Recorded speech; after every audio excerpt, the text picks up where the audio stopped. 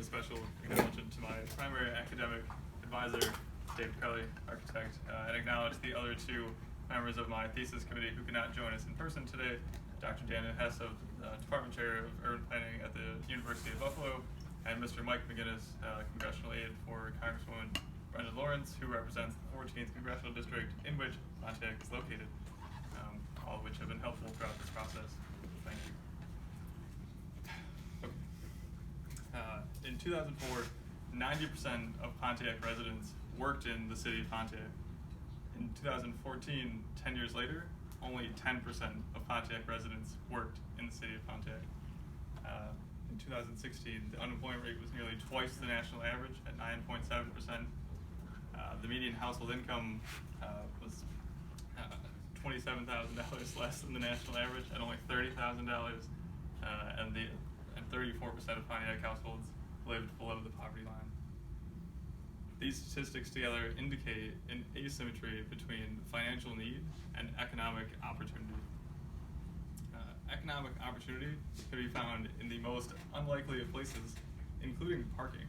There's enough parking in the United States to cover the entire state of Connecticut.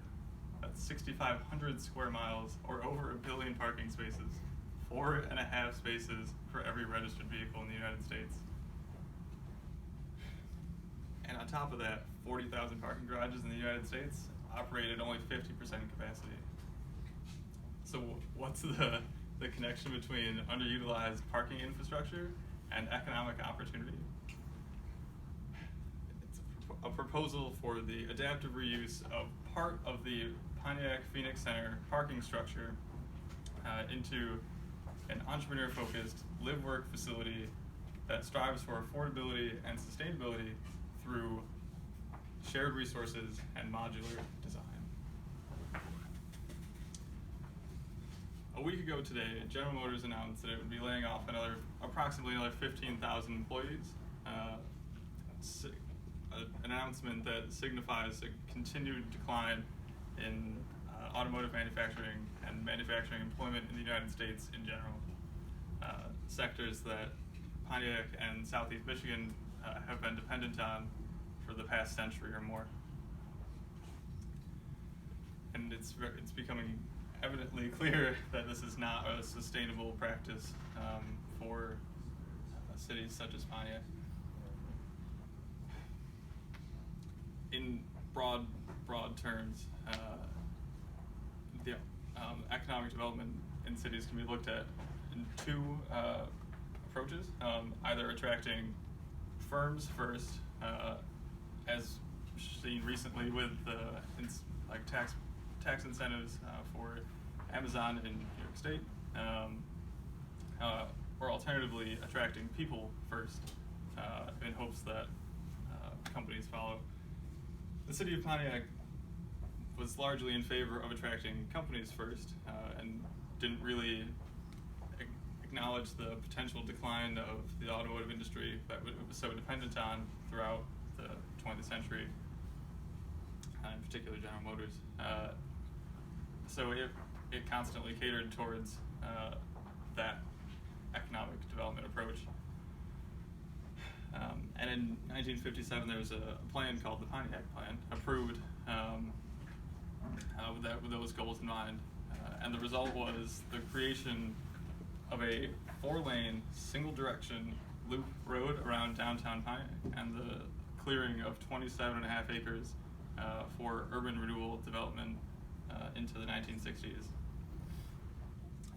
And that's what it looked like at the time, and that was the plan for this development. Again, keeping in context or in the historical context and economic context of the time, it made sense. But that is no longer the case, and that is what the intention of this proposal is, to do somewhat the opposite and go beyond attracting neither just companies nor just people, but people who start companies, entrepreneurs. And the site for this project, potentially one of the most complex in the region and vastly unique in my observation, is downtown Pontiac, particularly the Phoenix Center complex. So like I said, this was a model of what was intended to be built at the time, but in reality, that project was never fully realized, and only 3 of the high-rise towers proposed were actually built in this city in the sky, so to speak, that elevated pedestrians off the plane for vehicles, the ground as they saw it. And three of those towers were built, and in addition to the 3-story massive parking structure that was to support the kind of plaza space between all these high-rise buildings. So what we're left with today is an incomplete urban renewal project that's been underutilized in recent history due to both market conditions and litigation, adding just another level of complexity to this project. But fortunately, the litigation over the Pontiac Phoenix Center parking structure, which was ended this fall, and now motions can be made as to what to do with this underutilized structure, kind of sitting as a southern anchor inside the Woodward Loop of downtown Pontiac. Like I said, this is an extremely unique structure or site, because not only is it a couple office towers, a residential building, and a parking structure, it's also a outdoor amphitheater concert venue. An interesting combination, to say the least, and challenging for sure.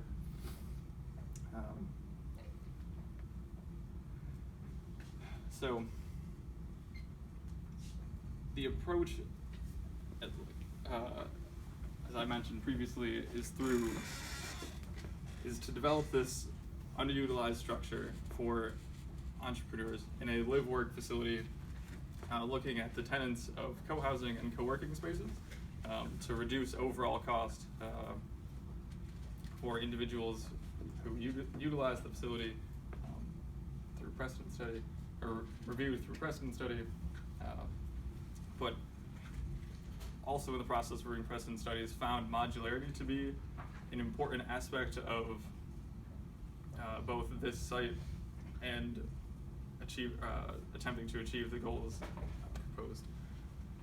So modularity, when looking at the Pontiac Phoenix Center, a rigid parking structure, it is a system of modules.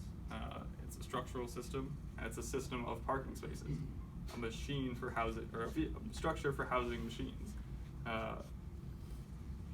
But cues can be taken from that existing system into developing a system for humans. And I'll remind you, only part of this is intended for reuse, not the entire structure.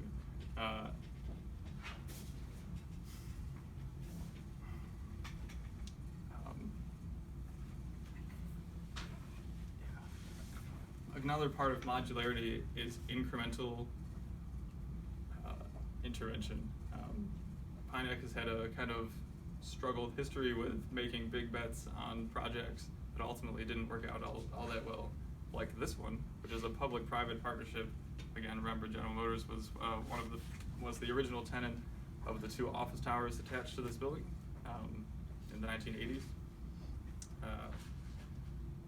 So, in talking to my third advisor, Mike McGinnis, he really reminded me that that's a strong kind of collective memory of Pontiac residents. So doing something that's more approachable and able to be broken down into smaller pieces is really important to the potential success of a proposal for the Phoenix Center.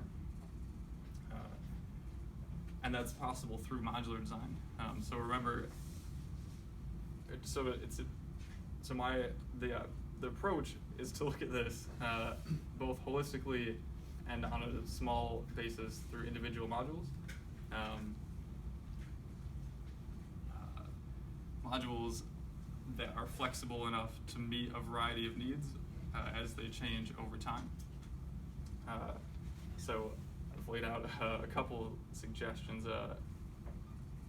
of those types of spaces, which will be developed further in schematic design next semester.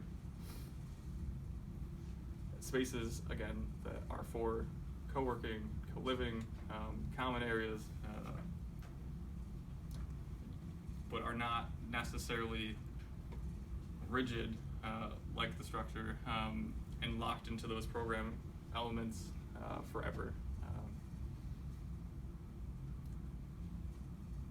The intended result of this proposal is more than simply the adaptive reuse of a parking structure in some small Midwestern city.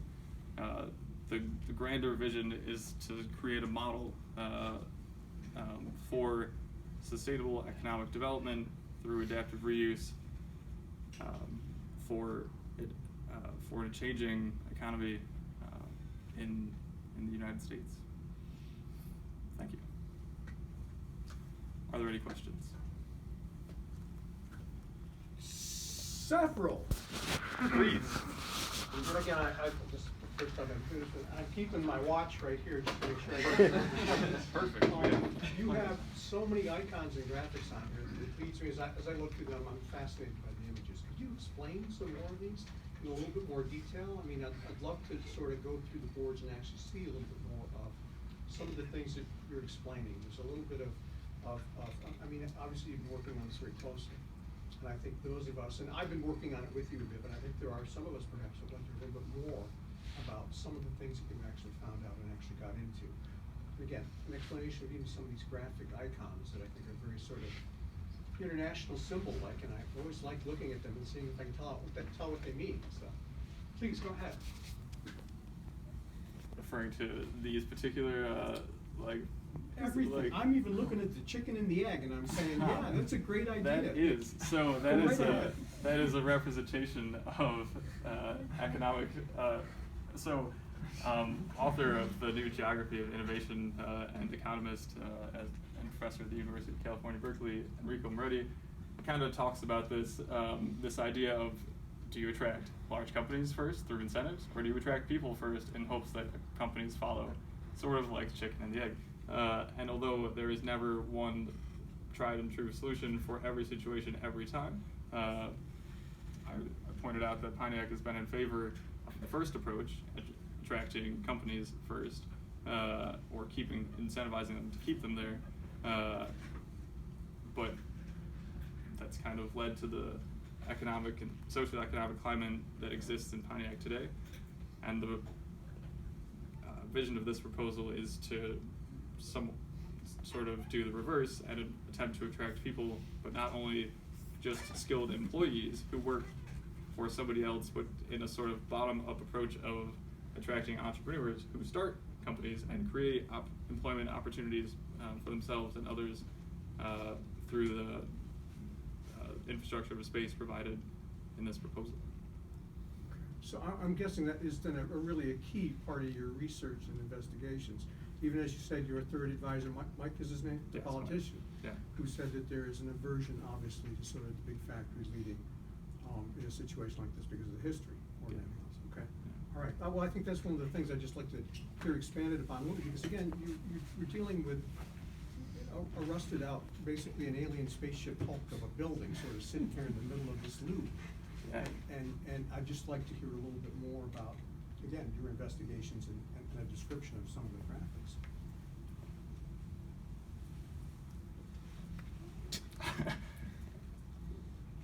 I mean, kind of like everyone's found, it's impossible to address all of the variety of factors True. That's true. explored in this semester thus far. So do you have a graphic that kind of, because one of the questions I have that could have been maybe graphically expressed was, do you have any sense of the occupancy rates of, because you're showing us a smattering of site images. Yeah. So the occupancy rates of the available residential downtown now, or the vacancy rate of the existing commercial spaces downtown? In talking adjacent to the site. In talking to Mike, he told me that the majority of residential units are inside the loop, are occupied, like 90-something%, like shocking amount. But his concern is that those people who live there don't work here, and that's kind of how this whole thing started. Is it's a very it's a very transient population, and really something that we talked about a lot is trying to find a way to really anchor this community in downtown Pontiac, and instead of drawing it out into the suburbs as it has done historically. Well, and that's why the second part was about the commercial. So I mean, if we have a large, if we have a very low vacancy rate for as far as residential, I would assume the amenities exist there that support the people that are there. I can get my shirts cleaned, I can go, walk down and get a gallon of milk or. They're weak. Inside the loop, those amenities are not fully kind of what you might expect for an urban environment, and people still rely on suburban shopping areas to meet some of those needs. Yeah, there's a couple restaurants, a couple nightclubs, theater, but not as much as you might expect.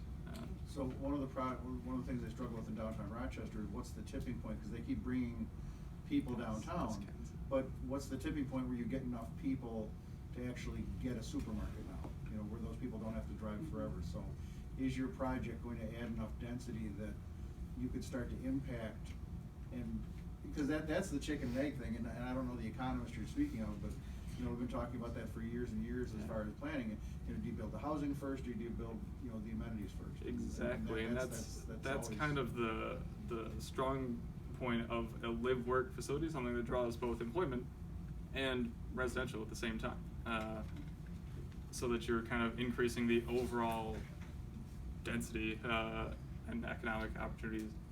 Yes, Nick? And isn't the modular aspect a good supporting aspect of that, since it can be changed depending on the demand? Yes, that is true. So like I said, through later design development, the objective is to use the existing structure to develop modules that are flexible enough to either serve as housing or working space, or like small manufacturing maker space, common areas, or anything else, other programmatic needs that develop over the lifespan of this building. Are there other questions? Yes, ma'am.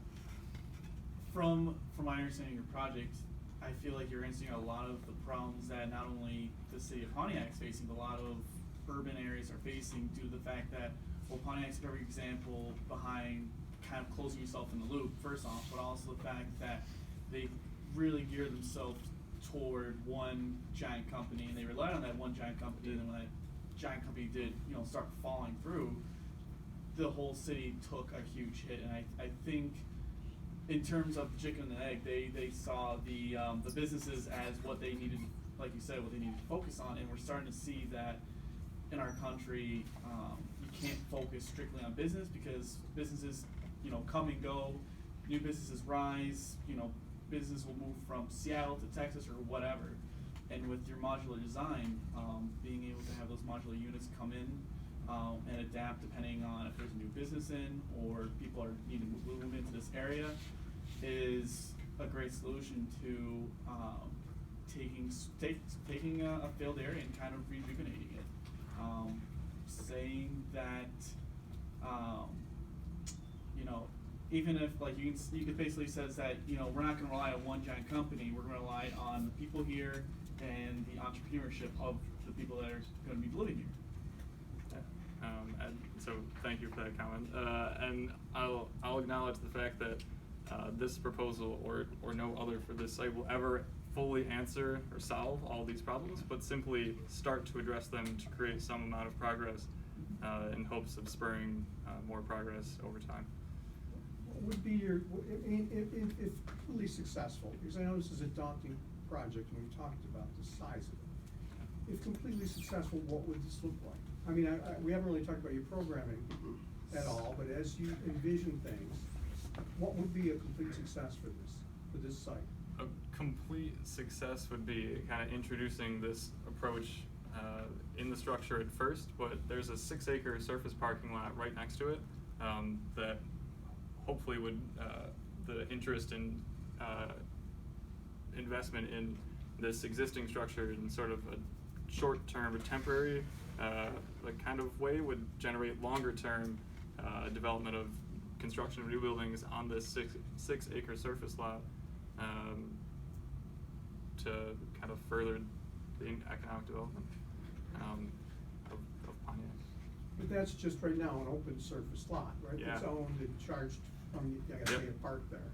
And you're saying that in a perfect world, you're saying that you do, Clark Kent, you're saying that your facility, in different terms of parts will be demolished, parts will be built up, we'll have a series of modules that may be plug-inable to these different bays that we're dealing with, and then eventually we will spread out to that surface lot, and that would be, represent success, the growth on the Chia Pet of seeing, you know, that space turn into something viable? Yeah, I wouldn't necessarily say that these, like the future development, it's in what's known as Lot 9, the 6 acre service parking lot, necessarily is totally the same system of modules that's here, but it's not a bad approach to think they would be modular in some capacity as well, to again kind of be able to fluctuate with changing needs and opportunities over time. Yes. So have you thought about yet like what the modules will hold, or what the first goal almost is for like what program type of spaces are going in these modules for this building? Yeah. So that's a good question.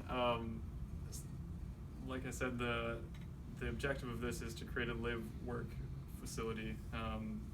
So early modules that have to contain a mixture of both residential units and working space. Again, kind of based on the theory or the practice of co-housing and co-working, things that share common resources to reduce the overall kind of cost and impact for individuals. So is this like office workspace, or is this innovative workspace? Is it, you know, what kind of workspace? That's the To be success of, or the kind of the opportunity of a modular approach to meet the needs of those people who occupy the space. So although some may be just kind of typical co-working office space, others may take advantage of this kind of existing, somewhat raw industrial kind of concrete building and use it as small manufacturing space to develop some sort of product of their own. So how do you determine what kind of modules you make then for how do you determine what the need is that is there right now? Because people aren't just going to be like, oh, it's an empty space, let me go take this empty box and do something with it. They're going to be like, oh, I need a space, and you would theoretically provide that for you?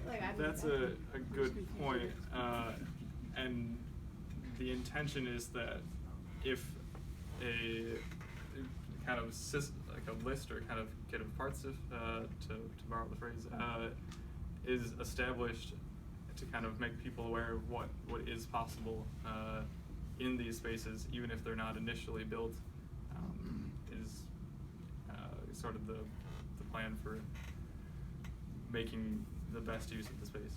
Yes, Cal? Are you actually physically providing a modular unit, or are you just kind of portioning off the space to say this is what I consider or the building considers a modular unit? There's no actual customization until after activation, I guess. So the creation of discrete modules that fit within the existing structure versus portioning off space using the existing structure is both possible. So kind of one precedent study that I looked at, poorly named the SCADPAD, for the Savannah College of Art and Design, was a micro apartment unit fit in the space of a parking space, 9 by 18, 162 square feet, shockingly small. And that's a prime example of a discrete modular unit that could be referenced in development for this proposal. However, other spaces may benefit from just kind of separation of space or acknowledgement of space between the existing modular structure that is in the parking garage. Yes. Going back to like the what the uses are of each space. I know you said it like anything is possible, but is there like in your research, have you found any like specific needs of that area that could be, you know, these, say they are like maybe incubator spaces or like quick like innovative spaces? Because like I know that whole area is Rust Belt area. There's a lot of industrial manufacturing that has happened in the past, and maybe there's spaces that are, you know, like sculptural workshop spaces or like, you know, because I think once you get into your programming to really figure out the sizes of these modules and things like that, you're going to want to look at specific like equipment that might be used, and you're gonna eventually distill it down into more narrowed approach of what. Mine is, no, like my question is very close to that. Okay.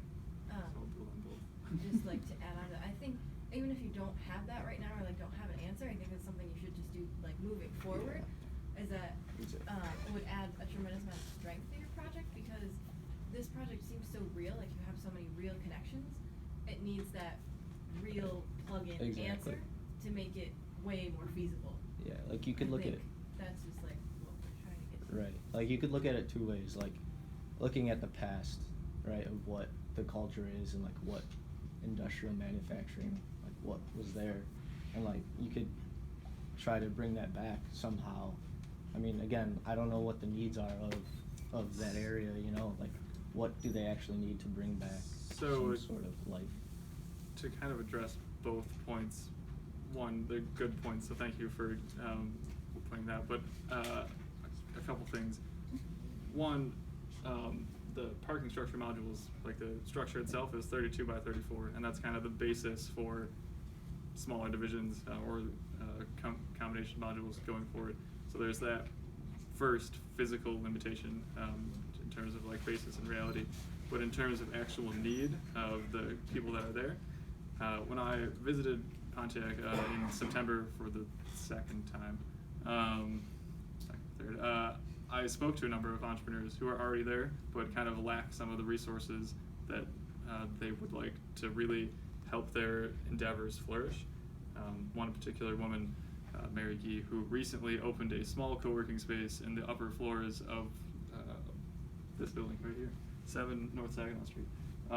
That is a good start, but really she talked to me about the people who she worked with who have a variety of business endeavors, and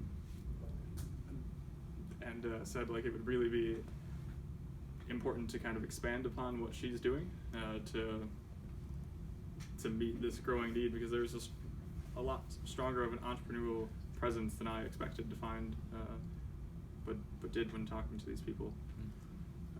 Entrepreneurs of all sorts. Can I ask one follow-up question? Sure. And do you have a number, do you have a target number of how many units or how square footage of how much office space? So I've kind of indicated portioning off about 100,000 square feet at max of this nearly 1 million square foot building as kind of the extent of the limit of this proposal. And again, it's kind of flexible. I don't have exact numbers of there's going to be X number of square footage of office space, X number of residential units at the moment. Yeah, so I think the programming could have gone a little farther in that regard. I mean, I understand it could change. I get the whole modular thing, but I think, you know, that's like Jesse's saying in his project. Well, I don't know how many rooms I'm going to need. We're just going to kind of see what happens. See how people. So, you know, I think you can have a target for this type of project and say, you know, based on the square footage, I'm shooting for this mix of 1 and 2 bedroom and studio, or, you know, you're gonna have to design something in the end. I mean, Yeah. you know, And so what I think you can have that target starting out even now. So, thank you. That's a good point to have. However, I'll acknowledge that whatever I design and propose at the end of next semester as the kind of physical build out of this space will always only be one option of infinite possibilities. But yes, having target numbers is a good point. And we are out of time, Well, folks. hold on, So I just wanted to ask the one final question for you, if I Yes. may, unless I'm sure there are probably several others. And he brings up a good point. What is the program, what's the mix? You've already said it's huge, the place is huge, you're taking a corner of it to develop. You have a project that is potentially probably the most meaningful in terms of sort of how to sort of aid an inner city sort of project that is, I mean, this is terrific. And you also have such a varied palette of options for things that could fit into this modular system. As you design it, I think it's pretty exciting, and it could be really quite rich in terms of how you develop this. What would I expect to see as a final product? Is it gonna be more international graphic symbols and data, or is it gonna be a building, or a suggestion of a system that creates a place? That's what I'm curious about. First, thank you for acknowledging this is possibly one of the most socially responsible projects proposed. Indeed. That You could do anything here. I don't think that's what he said. It's the beginning of what he said. But the end result at the end of next semester will be an architectural intervention in this space. All the things that we've come to know, floor plans, etc. But like I just told Bill, it's just one moment in time in a potentially infinite series of possibilities. But the whole point for what you're doing is, it's that beginning moment of conception of chicken or egg in time, Yeah. which I think is critical in terms of how people will react or actually be able to see what the plan is. It takes that type of excitement, I think, in terms of being able to say, look what could be done here. I mean, you've got so much backup here that you haven't even spoken about a fraction of it, or even displayed maybe half of it. So I'm saying you got good background here. I guess I'm very curious to see how it's gonna develop. And that's something we will explore next semester. And with that, we must move on to the next presentation. So thank you all for your comments and questions. Thank you.